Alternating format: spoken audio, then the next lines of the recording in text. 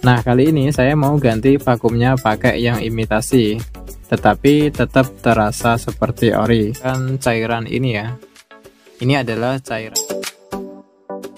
Assalamualaikum warahmatullahi wabarakatuh. Salam Rahayu. Ini ada Honda Mega Pro Monoshock. Masalah motor ini, tarikan gas awalnya itu kadang telat, dan kadang digas malah nggak mau naik gasnya.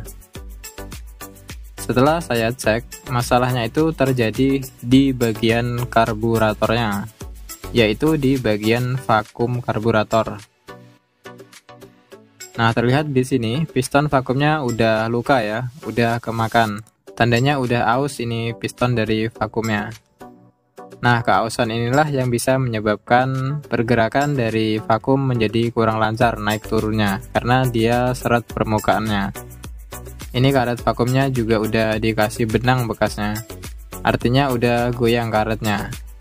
Dan karetnya juga udah pada bolong ya, bekasnya udah dikasih lem sama bengkel sebelumnya.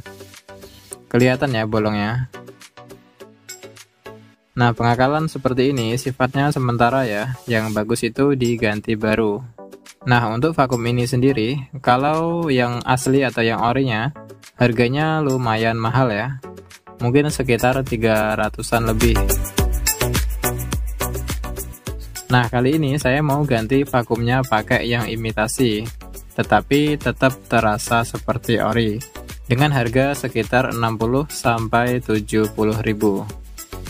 Sangat irit kan? Tapi banyak poin-poin yang perlu diperhatikan ya kalau pakai vakum yang imitasi, terutama di saat pemasangannya. Nah, kalau pakai vakum yang imitasi itu, jarumnya harus pakai yang ori lagi ya.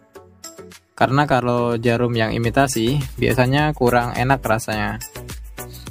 Nah, sebelum kita pasang vakumnya, PR kita adalah menghaluskan rumah vakum yang kemakan tadi. Kalau langsung dipasang, nanti hasilnya kurang maksimal ya. Kadang vakumnya bisa macet pergerakan pistonnya, dan menyebabkan gas tidak bisa ditarik atau berhenti merespon ya. Nah, berhubung karburatornya ini udah saya bersihkan, jadi saya tutup saja pakai kain bagian sini, supaya tidak ada kotoran yang masuk ke dalam. Untuk menghaluskannya, kita bisa menggunakan kompon. Ini kompon yang biasa untuk moles bodi motor yang lecet. Tapi kalau saya pribadi, biasanya menggunakan cairan ini ya. Ini adalah cairan batu ijo. Saya lebih suka pakai batu ijo karena dia lebih halus ya. Cuman itu saja sih alasannya. Nah, pertama kita amplas dulu bagian yang lukanya. Cukup di bagian yang lukanya ya, jangan keliling. Nanti malah jadi error karbunya. Ini saya menggunakan amplas ukuran 1200 ya.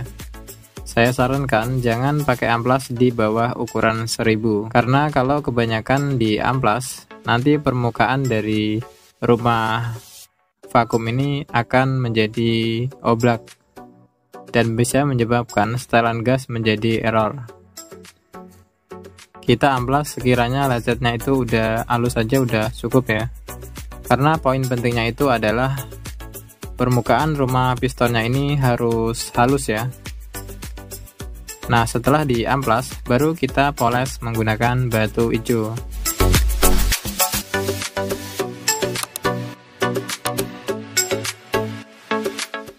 Biasanya saya kalau poles sampai mengkilap ya. Nah, langkah terakhir untuk finishingnya, kita bisa poles lagi menggunakan oli yang bersih, supaya lebih halus lagi hasilnya. Nah, kalau tahap pemolesan sudah selesai, jangan lupa kita semprot dulu pakai kompresor.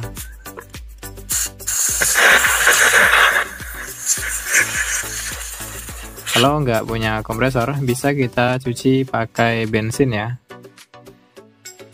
Oke, sekarang tinggal kita pasang vakum yang baru. Kalau vakum yang imitasi kayak gini ya, di dalam paketnya itu lengkap, ada jarum dan juga ada penahan jarumnya. Kalau vakum yang ori, dia dijual secara terpisah. Oke, kita buka dulu penahannya pakai obeng plus. Tinggal kita putar ke kiri. Kemudian kita pasang jarum yang aslinya ya, dan pasang lagi penahan jarumnya. Kita dorong dan putar ke kanan. Untuk pemasangan jarumnya, kalau udah pas tandanya kayak gini ya, bisa ngeper-ngeper sedikit.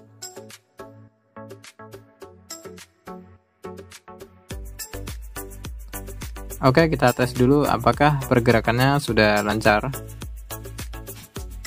Nah, lancar sekali ya pergerakan dari piston vakumnya ini. Sebelum saya pasang, biasanya saya kasih oli sedikit ya di bagian pistonnya ini, supaya lebih lancar lagi pergerakannya.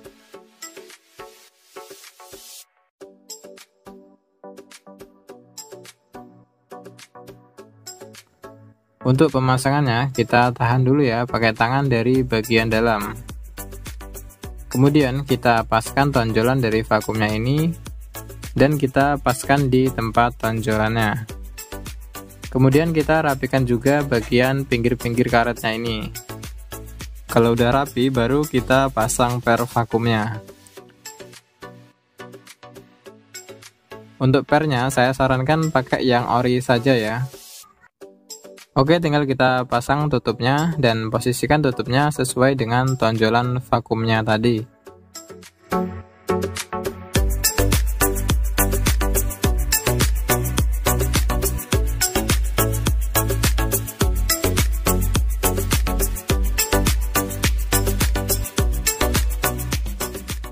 Coba kita tes dulu pergerakannya.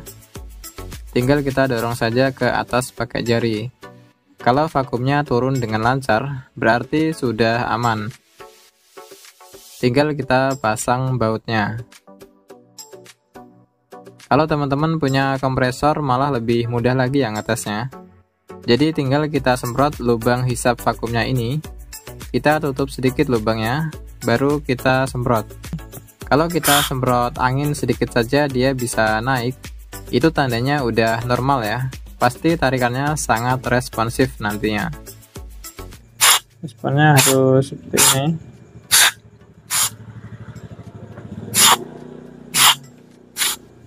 Sangat responsif. Nah, harus seperti itu ya. Oke, saya rasa bagian dari vakum udah beres ya. Tinggal kita tes dan bagaimana hasilnya. Kita pasang dulu karbunya ke manifoldnya.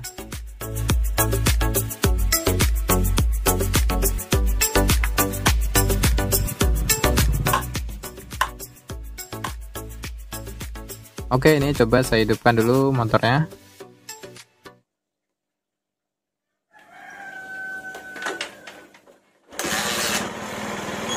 Nah, hidupnya sangat mudah ya.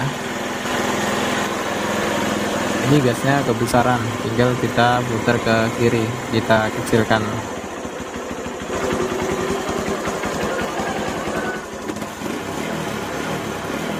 Nah, untuk respon dari gasnya ini sangat cepat sekali ya, nggak ada nyendat-nyendatnya. Jadi bisa dipastikan motor ini pasti sangat responsif kalau dipakai jalan.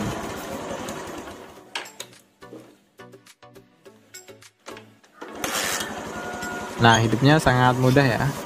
Oke, tinggal kita tes jalan dulu ya. Oke teman-teman, untuk tarikannya sangat enak sekali ya, nggak ada nyendat atau berbetnya. Dan respon dari gasnya juga sudah sangat enak sekali responnya. Oke, semoga bermanfaat. See you in the next video. Wassalamualaikum warahmatullahi wabarakatuh. Salam Rahayu.